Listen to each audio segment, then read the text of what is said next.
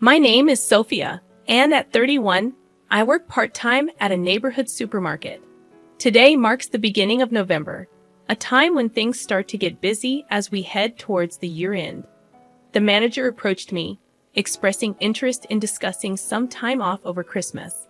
It felt unusual, as it's not often I request time off. The truth is, I began, we're thinking of spending Christmas at my husband's parents' house this year. I'll need to take the 24th and 25th off. Oh, that's what it's about. Of course, that's fine, the manager replied reassuringly. You're always working hard, Sophia. Thank you, that's a great help. Isn't your husband's family based quite far away, and you're from around here, right? The manager inquired. Yes, I'm from the neighboring town, but my husband is from Boston, I explained. Boston, huh? That's quite a distance, the manager remarked. Yes, it is. Unfortunately, due to circumstances, we haven't been able to introduce Alexander yet, I shared. Even more reason for you to head back. Don't worry about the store. Go and visit, the manager encouraged. Thank you, I appreciate your understanding, I expressed gratefully. Alexander is my 2-year-old son, currently attending a child care center. When I gave birth 2 years ago, a certain societal issue made it difficult to introduce him, and we haven't found the right time. Recently, things have finally started to calm down, and it seemed like a good time. My husband, Lucas, is a medical technician at a hospital, making it difficult for him to take time off, so we were particularly keen to make it happen this Christmas. Later, Lucas returned home after Alexander was asleep, and as we shared a late dinner, he brought up the discussion we had agreed upon regarding getting time off from work. Oh, by the way, I'll call my dad, Lucas mentioned. He tried to reach me while I was on my way home. Whenever there's news, it's always my dad who calls. My mom is the quiet type. She tends to delegate communication tasks to my dad. That's true. Now that you mention it, I nodded in agreement. My father-in-law has a cheerful personality, Lucas added, and he was quite friendly when we first visited to announce our marriage. He's always laughing and engaging in conversation.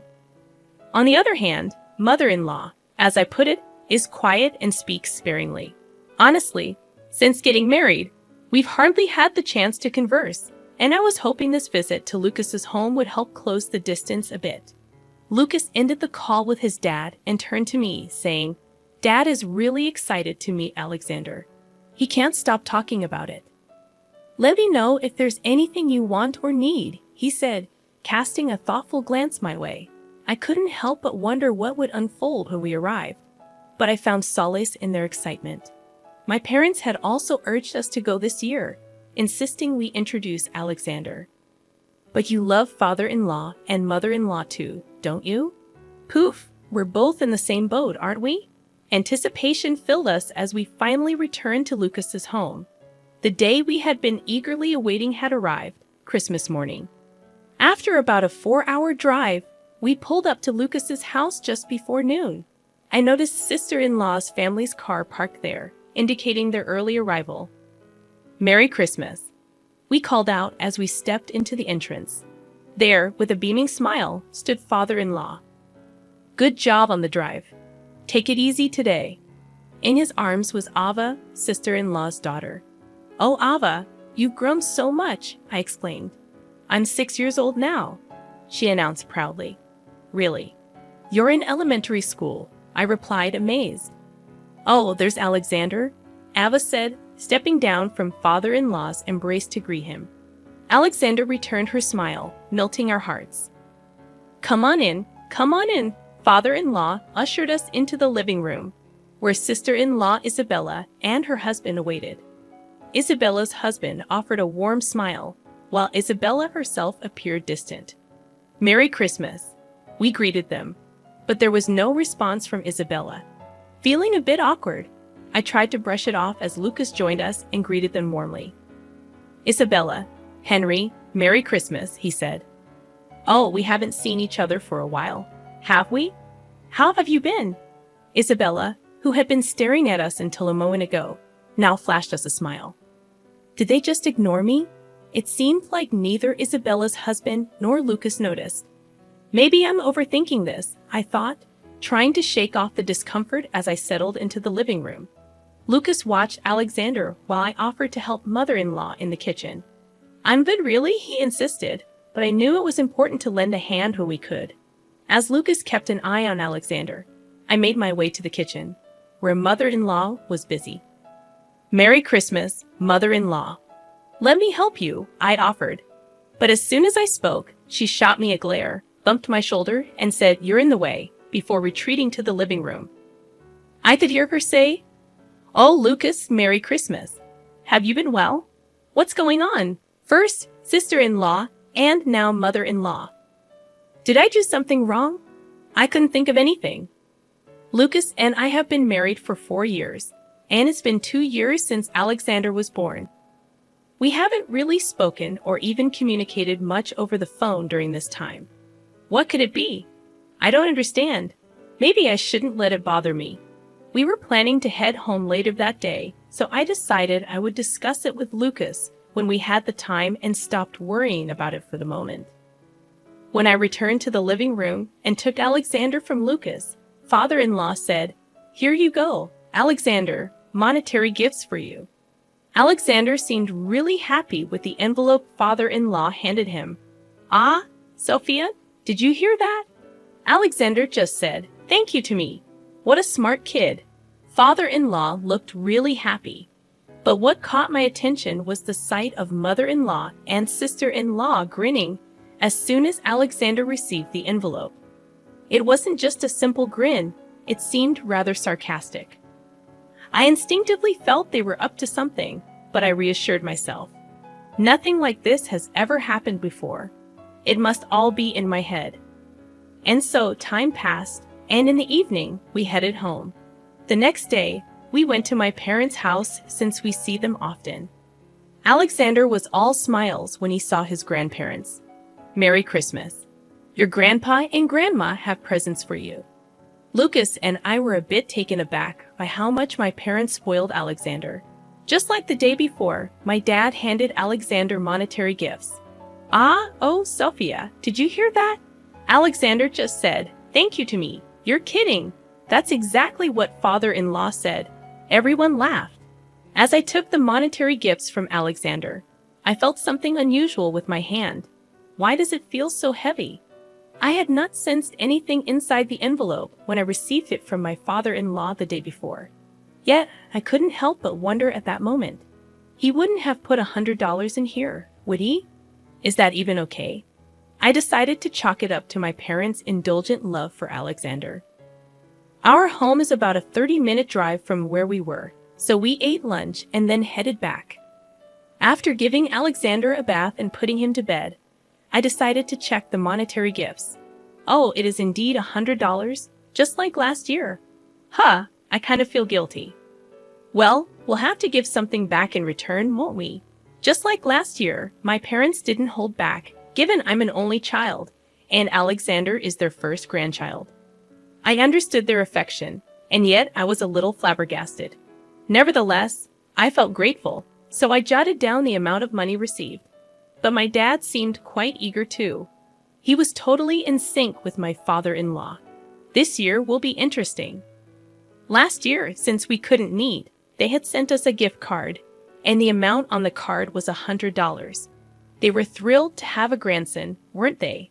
Remembering my father-in-law holding Alexander and talking happily the day before, I continued the conversation and opened the envelope. That's when the unexpected happened. Wait, what? A leaf. There was a single green leaf inside the envelope. I was at a loss for words. Then Lucas, startled by my reaction, exclaimed, "What a leaf? What on earth is this?" He started to laugh uproariously. But what came to mind at that moment was the behavior of my mother-in-law and Isabella. No way, I thought. Anyway, I'll call them. They'll surely be concerned about this too. Lucas seemed to think it was all a prank, and while laughing, he tried to call my father-in-law, but there was no answer. Oh, they might be in the shower. Let me try calling Mom. Lucas then called his mother. It seemed she answered, and he told her about the leaf. From her surprised reaction, it was clear she was explaining something to Lucas. Oh, so that's what it was, huh? All right, I'll let Sophia know. Why do you want to talk to Sophia? Me? Hold on a sec. Lucas pulled the phone away from his ear and said, Mom sounds super apologetic. She says she wants to apologize to you, Sophia. Is that okay? Sure, I replied. While his words were surprising, I reluctantly took the phone from Lucas and picked up the call. Hello. Just like that, mother-in-law went completely silent. Then I heard a faint, familiar laugh in the background that sounded like Isabella. Hello, mother-in-law. Like I would ever apologize to the likes of you, you poverty-stricken wife. Use me, your children are as poor as a leaf. See ya, paper wife.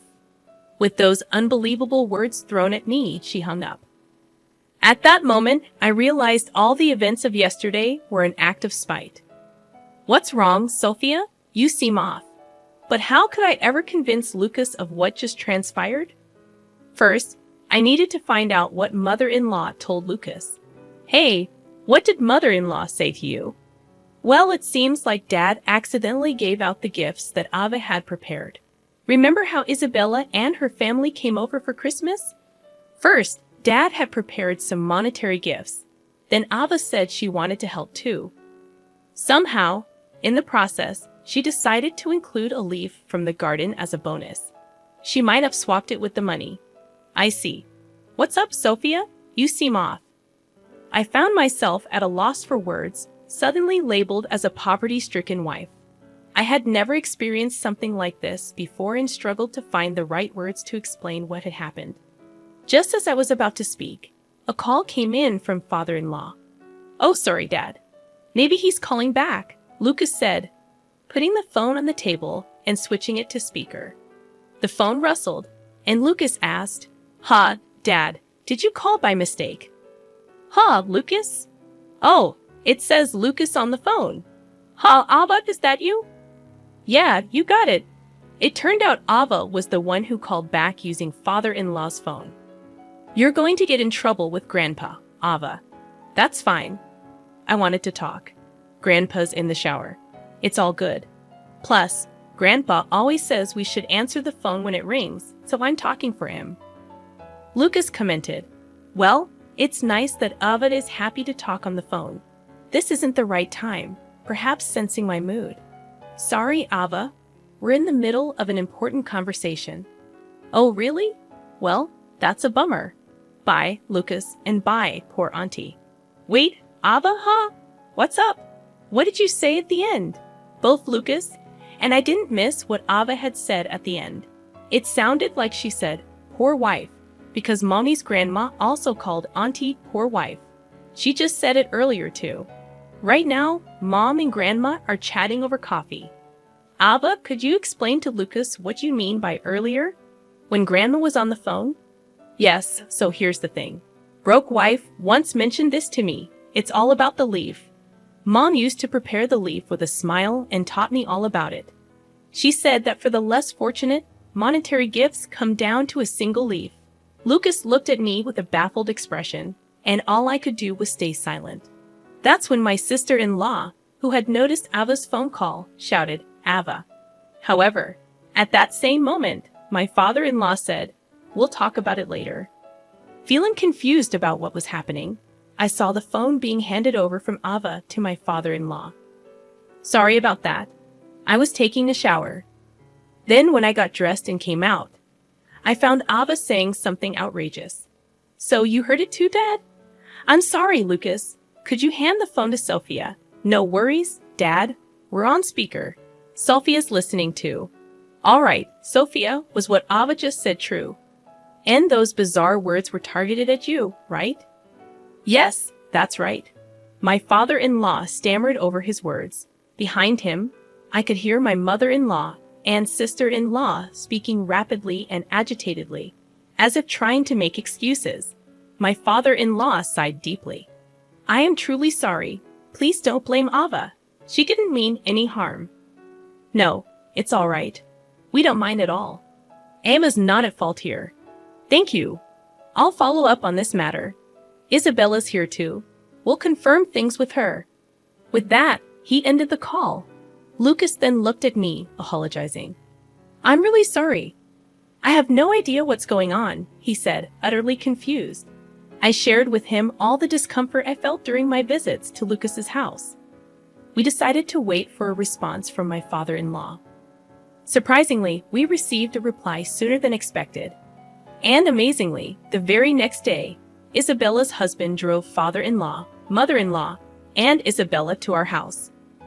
Upon entering, they stood before a sullen mother-in-law and sister-in-law and father-in-law, along with Isabella's husband, apologized profusely. We've done something truly disrespectful. We are sorry. We apologize for the outrageous behavior of my wife. The deep apology was appreciated, but the two of them didn't utter a single word. After being married for 4 years, I couldn't fathom the reason behind their animosity, even though we rarely met. May I ask, why did you suddenly act this way towards me? If I understood the reason, I could address it. There might be some misunderstanding, I thought, but there was no response to my question. The two of them were intent on ignoring me. Father-in-law, enraged by their attitude, shouted, "Answer her." Finally, Isabella grudgingly responded, but her answer was unexpected. Well, Mom was originally against the marriage. Wait, that's it? And why? Why did you let him marry a woman like this? A woman who doesn't even wear a single brand name item, who dresses in mass-produced cheap clothes. Indeed, I'm not interested in branded items.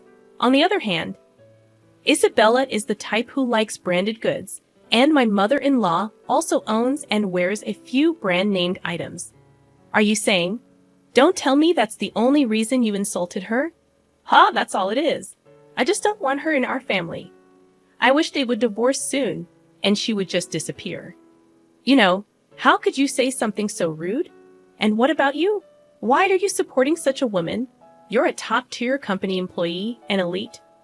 You should choose someone suitable for our family, right?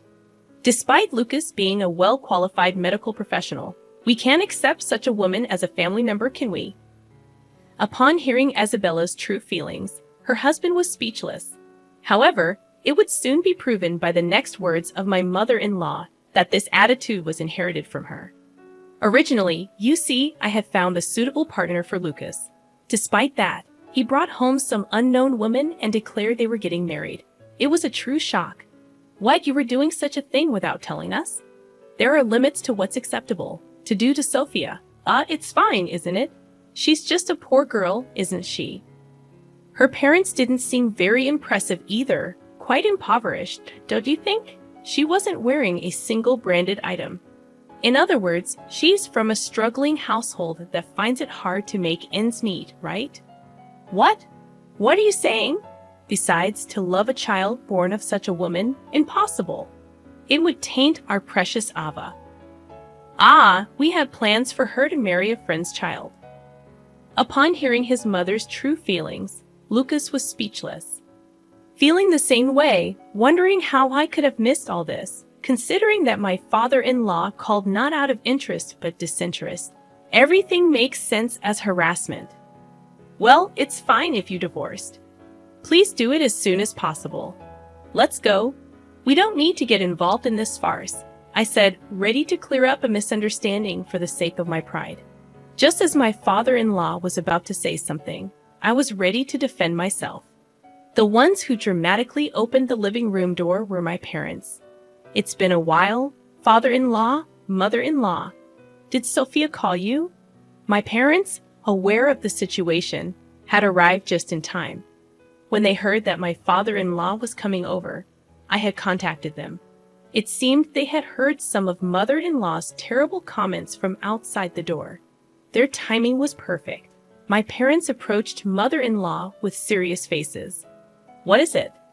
Then my parents took out business cards from their breast pockets and said, "Here you go." Amazingly, they dropped their business cards at mother-in-law's feet, their attitude seeming to say, "Pick it up." I had to try hard to suppress my laughter. The one who rose to their bait was Isabella, picking up the business card and shouting, "Stuck arrogance from a poor person. You didn't even wear any branded items today, and your clothes look mass-produced. As soon as she looked at the card, she realized her mistake. Mom startled. Mother-in-law also looked at the business card Isabella held. You two are executives of Valac Clos. Yes, my husband. And I started out together. He's an executive at the headquarters. I'm the head of planning. Our daughter quit when she got married. You know that, right? Both of my parents are currently working at the headquarters of Valac Clos, a famous low-cost apparel brand. I also, after graduating from college, while I had spoken to my father-in-law and mother-in-law about myself at the time of our marriage, my parents had never explained their situation. So she could go back to work anytime she wanted, right? What? That's amazing. You work at that famous fashion brand's major corporation. So what do you mean we're poor? That my grandchild is the grandchild of a poor wife because you opposed the marriage? It's okay to harass us. It's not. We're really sorry. But that apology was only because my parents held executive jobs. Needless to say, it was beyond the point of being resolved by just an apology. Henry looked disappointed as he said, I thought it was a good thing to leave Ava with my parents, but you? I stuttered. I'll drive you home, but after that, we'll live separately. What? What are you talking about? I'm glad I got to see your true face. Let's discuss our divorce when we get home. Henry then left the house. At that moment, my father-in-law also stood up, bowed deeply to my parents, saying, I'm really sorry for what happened. He then turned to us. I'm really sorry. I'll be in touch. Looking sternly at my pale-faced mother-in-law, he said, Be prepared when you get home. Before he too exited our house, my mother-in-law and Isabella hurriedly grabbed their belongings and rushed out. I caught my breath at home. After my parents kindly offered to pick up Alexander from the child care center later, I received a call from my father-in-law. He told me that my mother-in-law had been forcibly sent back to her parents' house. It's a de facto separation. Apparently, they made this decision because they were unsure what she might do to Alexander. But it's a separation with a premise of divorce, and it seems they are waiting for the right timing. As for Isabella, the divorce was finalized immediately after she returned home. Henry obtained custody of Ava. Isabella, of course, has taken refuge in my mother-in-law's house. But she seems to be getting a good scolding from my mother-in-law's mother, who knows the truth and is currently on a job hunt. We continue to live our busy daily lives. It feels really good to not only see our child grow up as parents but also to share this joy with his grandparents.